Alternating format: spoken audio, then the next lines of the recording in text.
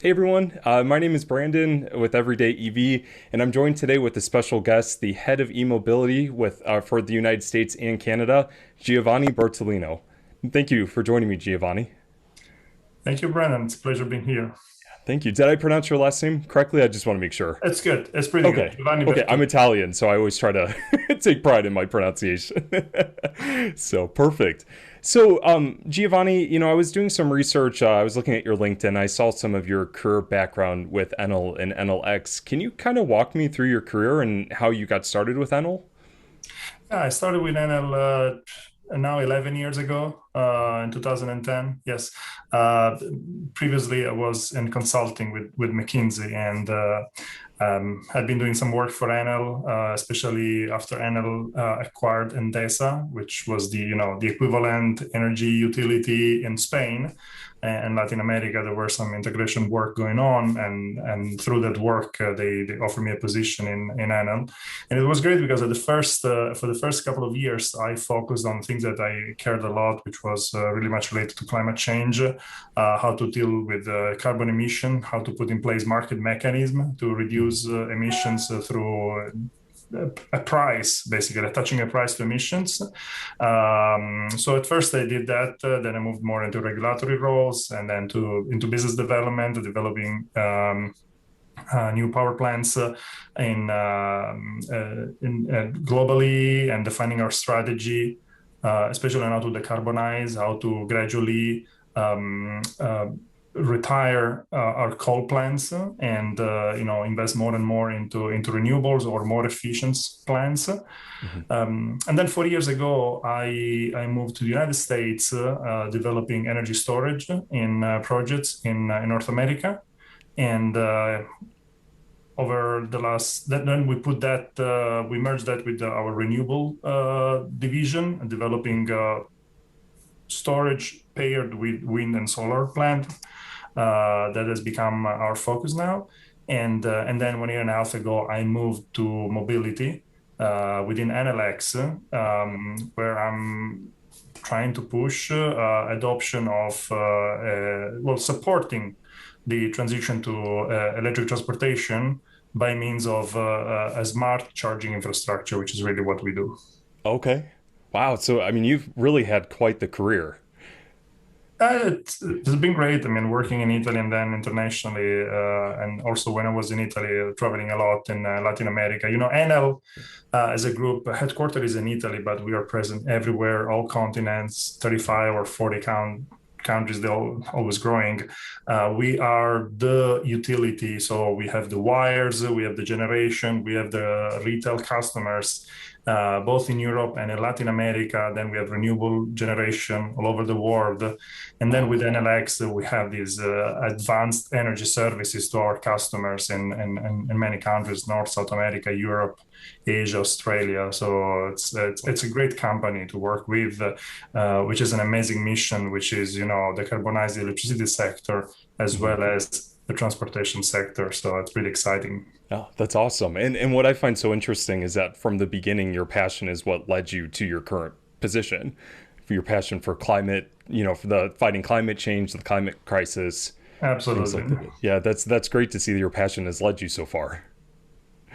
Yeah, it's been very rewarding, and every time a new challenge and developing new businesses, you can't get bored in our sector. The energy sector and now the transportation sector, which is adjacent because with electricity, we're working in that space as well, has been undergoing so many changes in the last few Mhm. years. I mean, probably 20 years ago, you could have thought of the electricity sector, a kind of boring,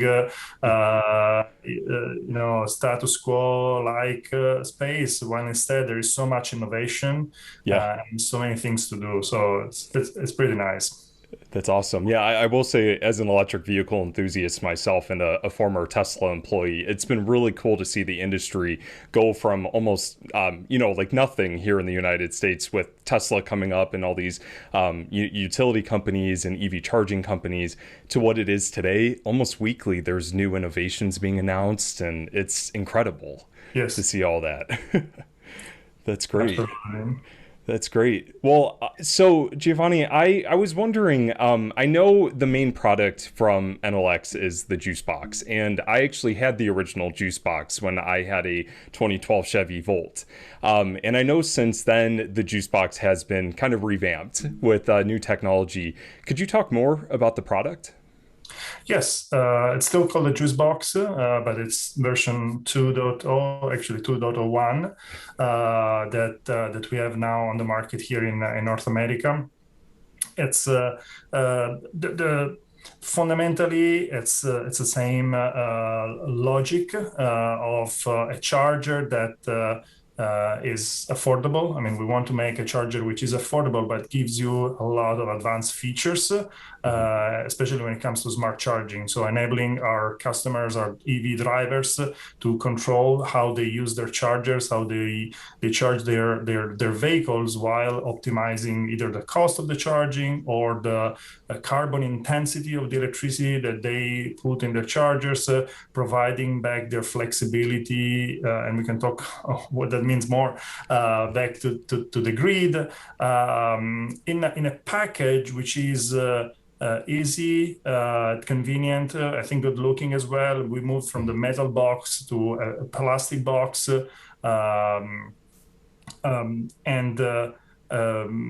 it has, what you need for a internet connected charging station, which is compatible with all vehicles on the market, even Tesla with an adapter, of course. It's very easy and convenient to install. You have both the plug-in or hardwired version.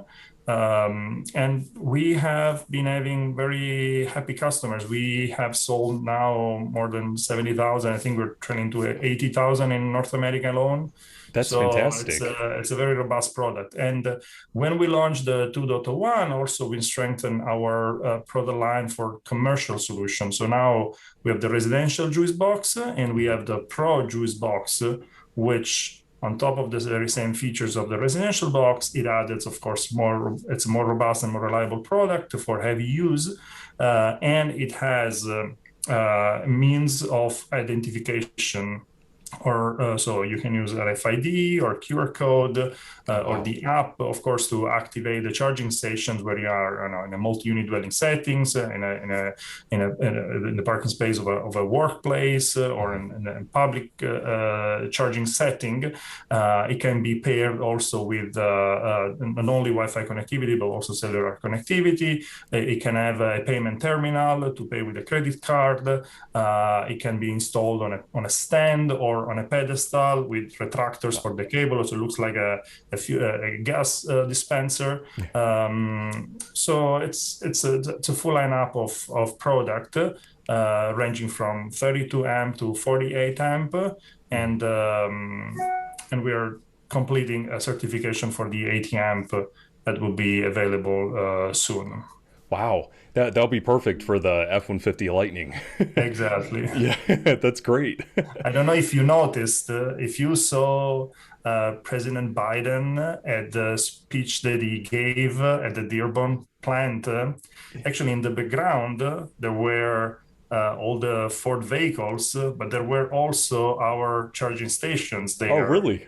Yes, because our partner ABM delivered for Ford a solution designed for work sites, where you might, in the future, you're going to have electric vehicles, right?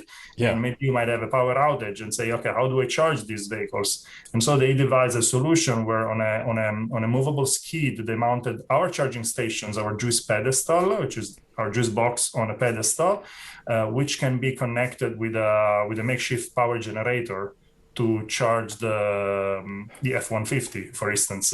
So we were there, Wow. very proud of that. Yeah, that definitely is something to be proud of. I know the F-150 is making the rounds right now in the media. It's honestly, I think that vehicle alone could reshape the entire industry. Absolutely. I mean, Yeah. our sister company, Enel Green Power, which is the division of Enel who focuses on investing in renewable energy, and it is the largest renewable energy operator globally in the private sector. they've been looking for a vehicle like that for quite some time, scouting the market and waiting between the Tesla and Rivian and the F-150. F-150 is a very competitive product in that space, and we're really looking to electrify our fleet as well. I mean, we have hundreds of vehicles and Yeah. of work vehicles, and we need products like that. Oh yeah, definitely, definitely. Well, it's a good thing Ford is coming out with so many options, and who knows what's to come with all these other companies as well. Absolutely. It's amazing how finally every car manufacturer is embarking in this journey of electrifying their offering. Yeah. And this will accelerate so much adoption, because I think the biggest hold up so far, yeah, of course, there's been a lot of talk about range anxiety, but I think the real issue is that the choice was limited. And when it comes, to cars and vehicles, there are so many different needs to fill. And finally, we're getting close to have that choice that will allow everybody to get the vehicle that Definitely. of our choosing. Yeah. So that actually leads me to another question. If you had to dream of an electric vehicle, like in a certain body style or like certain vehicle type, what would it be? Um, I can tell you what I have now, and Oh, I'm actually very happy with that. I have a compact SUV, okay. which actually comes from Tesla. So I've been having the Model Y for some time now, Nice. and it's a great car. But I'm sure that also the Ford Mach-E would be perfectly awesome as well. So I like that form factor, Hmm. which is not too big, but it is roomy, and you can bring along whatever you want. Yeah. So that's kind of my niche.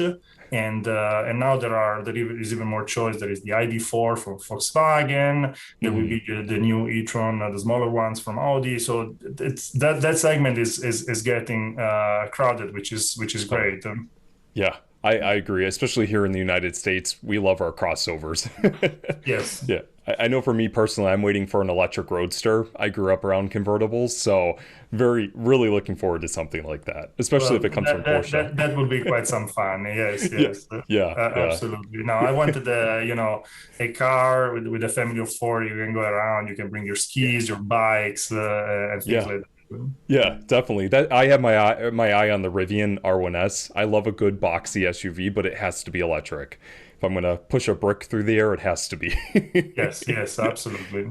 Definitely excited for that. Well, And and that's and this weekend I was traveling, and I rented a traditional internal combustion engine car, and it was so weird going back driving a regular car. I'm surprised when I read this article, this survey that they made. Apparently, 20% of people after an EV they have gone back to internal combustion engine. yeah, yeah. I felt the experience of driving an EV is so much more comfortable. Apart the noise, which is much less, or the acceleration, Hmm. which is much more fun. The fact that you can drive one pedal Yeah. with a regenerative power, Hmm. it's such an easy way. Once you start that, personally, I found it hard to go back. Yeah, I agree. We only have one electric car in our family, so we have two combustion vehicles, and both of them are manual. And half the time I forget to shift and forget to put my foot on the brake. Like, definitely understand. Giovanni, it's funny you mentioned that study regarding I think it was 1 out of 5 EV drivers go back to a gas vehicle. My friend Alex and I, we run a podcast called Living Electric, and we dove further into that study. And 70% of the individuals who were in that study lived in urban areas, so they didn't have access to home charging or workplace charging. And there was a little snippet at the end of the study. They said most of these people said they would go back to electric in the future. So it's kind of interesting to see that even now they would still consider it later on. Yeah, Oh, that I agree. That makes a big difference. I mean, having an electric vehicle, it makes a difference if you can have your own charger, and that's really the definitely. segment playing, and that's probably why we're seeing such a great, very good adoption. I mean, if I compare Europe and North America, because I mean, as a European-based company, we of course make those comparisons all the time. And so far, we've been seeing a greater adoption in North America rather than in Europe, because in North America, 60% of households have a house where it's easy, to add a charger in your garage. That's not the case in most of Europe, where you usually live in multi-unit dwellings, apartment buildings, and so on, where oftentimes you don't have even a dedicated spot in the underground garage. So that has been a big explanation of the difference. But then last year with COVID, things changed, and then you saw in Europe the rate of adoption grew so much. Of course, they put more incentives, but I think people started realizing how important is the electrification of transportation, also for the quality of life, for the quality of air that we breathe in the cities. Technology is becoming more mature, so it's easier to adopt an EV. And of course, the infrastructure is becoming more ubiquitous. It's easier to find a charging station everywhere. And but actually, even here, I have friends of mine who live like me here in the Bay Area. They have a single family house, but they never installed a charger, and they still have two EVs. I mean, their only cars are EVs, and they charge, at the workplace, at the supermarket, and they've been using EVs for 3-4 years now, like that. So it's perfectly doable, and the infrastructure is becoming more and more available. You can find chargers everywhere, and now also you're starting getting fast chargers, so it's easier to charge also when you are on a journey. Definitely. I know I live here in Cleveland, Ohio, and just a few years ago, it was a very remote area for EV chargers. But like every time I check like PlugShare or ChargeWay, it almost seems like new stations are popping up every day. It's really cool to see that. Yes, absolutely. So, Giovanni, that actually leads me into my other question I wanted to ask you. So with Enel X and like the JuiceBox, with working with like commercial and workplaces as well as like residential, can you describe some efforts in terms of like working with like either cities or I'm trying to think of a way to describe this, or like cities with getting like infrastructure installed, especially like in California or throughout the US? So the thing we're finding the most effective and successful is actually working with utilities. So we are working with over 40 utilities in the United States, and utilities are a big driver for electrification because they need to enable that, right? They need to ensure that there is enough capacity, that the grid develops to support this amount of power that will flow into all these vehicles. But also these vehicles being batteries on wheels in the future might become a resource for utilities as well. So utilities are playing a key role in this electrification. And today, they're really looking at understanding how EV charging is happening, how EV drivers are charging their vehicles, what is their behavior, and how to influence that behavior in order to, avoid that everybody plugs the car at 7 p.m. and the peak and the load on the grid reaches a peak. So we're working with utilities, supporting their program with our products and our software solutions to make available our chargers to households, to commercial settings in utilities territories, and providing all the charging information to utilities so that they can plan their tariffs, their time of use rates, their incentive mechanisms, and even more advanced programs like managing in real time the load of all these chargers, and maybe if there is a risk of blackout because of overload, reducing that load and smooth over that peak. And in that way, also utilities are able to convey resources to the adoption of chargers because there is a benefit for all ratepayers, actually, from more EVs, because as the electric load will increase, the cost of the infrastructure will be shared across a broader base. So everybody will actually benefit from that. So the utility commissions are approving incentive schemes, or utilities sometimes convey money from state programs into these initiatives. And we have been having great successful partnerships with utilities. That's great. And then, of course, there are other programs in which states can can make available incentives for, especially for like fleet charging solutions or the public charging infrastructure. And we help our customers in navigating those incentive schemes and how to benefit from that money to subsidize the cost of the infrastructure. Because of course, installing EV chargers is not cheap. I mean, the charger per se is not that expensive.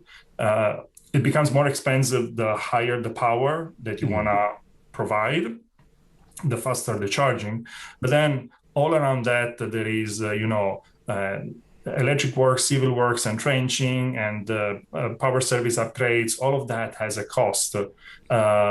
So having this money available to support the infrastructure helps adoption of more EVs, and then that cost will be shared across a broader base.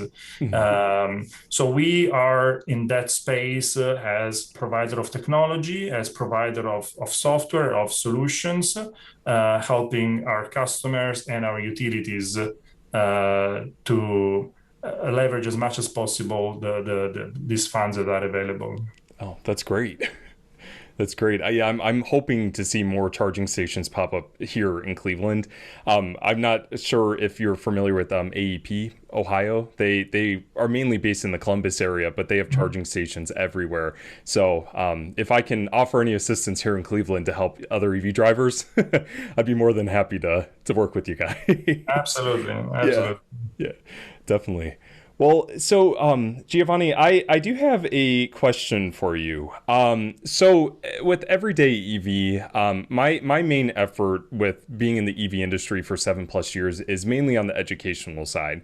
I love to talk to industry leaders as well as like potential owners pretty much across the spectrum. My slogan is to make every day electrifying, because I feel like that is a good way to live. How do you make every day electrifying?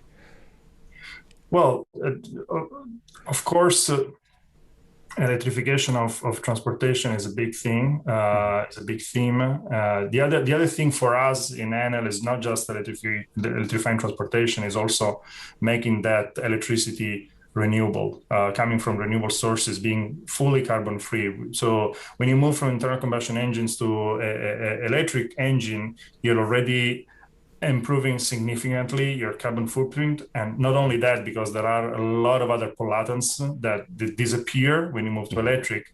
But then the next step is, okay, how to make sure that I really drive 100% clean. And for that, we're pushing more and more renewable energy. We're building hundreds of megawatts of new renewable energy every year. And we wanted also to provide to our drivers that option, because when you charge your car at home, you don't really know that energy, where it's coming from, what's the source of that electricity. It's already a few years that we put in place a software algorithms that optimize the charging of your car with our JuiceBox in order to charge your car when the electricity on the grid is the greenest. Because, depending on the time of the day, there might be some more coal, more gas, or more renewable. And then we can already optimize that. But then last year, we introduced a new solution for our customers, which is basically making sure that for every kilowatt hour that they put in their car, there is 1 kilowatt hour of renewable energy getting on the grid in the United States. And so we launched a product which is called Juice Eco, which basically gives you the opportunity to buy what they're called renewable energy certificates. So of course we're not yet to the point where we can wheel that electron from the windmill to your car, but we can make sure that there is 1 kilowatt hour of renewable energy for every kilowatt hour of energy that you consume. So whether you drive 10,000 miles or 15,000 miles or 20,000 miles per year, you can make sure that there is that equivalent generation of renewable energy. And that is our way to not only, electrify your life, but also making sure that electricity is 100% clean. Yeah, definitely. So is that free for JuiceBox owners? Like, is that something that they can sign up for? Or It's a product that we sell through our website at the moment, and we are going to expand channels. So sometimes we okay, bundle with the JuiceBox, but you can buy it in standalone. Actually, you can buy it even if you don't use a JuiceBox. I mean, with the JuiceBox, you can have also all the smart charging algorithms that make the charging even more, even cleaner and smarter. But the Juice Eco, you can buy whatever charger you use. So if you want to green up your driving, and you think that you're driving 10,000 miles per year, it's just $30 per 10,000 miles. wow. And you make sure that there is that amount of energy, of clean energy introduced into the grid in North America, and you get a nice bumper sticker for your car. That's awesome. Wow. Yeah, I'll have to do more research on that. Honestly, just the way that you explain that, that's a great way to make everyday electrifying. Not only helping everyday drivers, but the world as well. That's fantastic. That's great. Absolutely. Yeah, I was actually going to ask, and please clarify if this is a confidential question. But my day job, I'm a data analyst. I pretty much am in spreadsheets every single day. So the juice box, when it comes to like determining if it's clean energy versus like coal generated electricity, how does that algorithm work? Are you working with utilities for that? We are working with a data aggregation service, Okay. which take information from all the ISOs. So whether it's CAISO, ISO New England, New York ISO, PJM, ERCOT, and so on, we collect that information on what is the generation mix at every hour of the day. Mhm. I guess it might be even 15 minutes. I don't remember what the granularity is, but it doesn't really matter. And based on that, our software optimizes the charging. And of course, the charging needs to take into account, first and foremost, what is the driver need. So the Mhm. driver through the app, through JuiceNet, and soon JuicePass, our app, will set, I don't know, I need my car charged by 7 a.m. because it's when I want to leave and I want my car charged at a certain amount. Mhm. And then the algorithm, you can also put what is your state of charge. So you can put what is your state of charge, how much charge you want to have your car, and then the algorithm, given that amount of energy that needs to provide and the amount of time available, knows how much can optimize, and then tries to match the moment in which energy is greener. Okay. And this is a program that it's an option that our customers can subscribe to for their chargers. It is an option also that we provide through some of our utility programs. So we have partners that provide chargers for free or at a discount to their customers in their service territories. So utility partners, and they implement that algorithm in those chargers. So it's one of the different ways you can use to optimize your carbon footprint when driving electric. That's fantastic. Yeah, I need to actually upgrade my my charger for my car. It's not a smart charger, so I can't tell where the electricity is coming from, sadly. I pay for wind energy, but there's really no way for me to tell if that's where it's coming from. No, I But mean, smart charger give you all that additional level of control. You can track definitely. time of use rates. You can participate into these programs. What we do as well, and we are the only one doing that, we put together all of our chargers we have in California. Mhm. We're doing that in California now, but in the future, I'm sure we'll expand beyond that. All our customers who are interested in participating to our programs, they enroll in a mechanism called Juice Points that actually let them earn points, which will translate in actual money. And basically, what they are doing is they are giving us the ability to curtail their charging when there is excess demand in California. And we put together all these chargers and we participate into the California market, energy market in CAISO, and we provide that flexibility. So whenever in the summer, because of the wildfires, there is a peak and they have to, curtail the power, CAISO will send us a signal and automatically will lower the charging of all of our chargers who participate into this program. So actually, with our chargers, you can feel that you're contributing to addressing some real issues like California is facing every summer, as well as making some small money, which is nice, right? Yeah. With no effort. It comes at no effort at all. So oh, that's awesome. I mean, yeah, not only are you benefiting the world by driving electric, you're also still doing good by charging with the JuiceBox. That's fantastic. Yeah, I need to upgrade. Definitely need to upgrade. That's awesome. so check out the JuiceBox. Oh yeah, well, I got to tell you, I loved my first one. Sadly, we had it when we first bought our house, and I didn't have a Wi-Fi connection to utilize it. So, but I like I mentioned, I am looking to upgrade. So I'll definitely keep an eye out for the new product. Very good. Well, Giovanni, before we wrap up, I actually have two questions for you from two of my friends. So my friend Matt drives a Volkswagen e-Golf, which is very rare here in Ohio. And he is cross-shopping for electric vehicle charging stations. He was wondering, with the JuiceBox 40, does Enel X offer over-the-air software updates?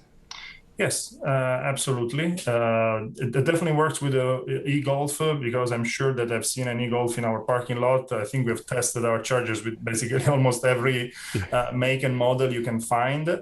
Our charger is a Wi-Fi connected charger. And we have been releasing over-the-air updates almost every 2-3 weeks with bug fixes and new features.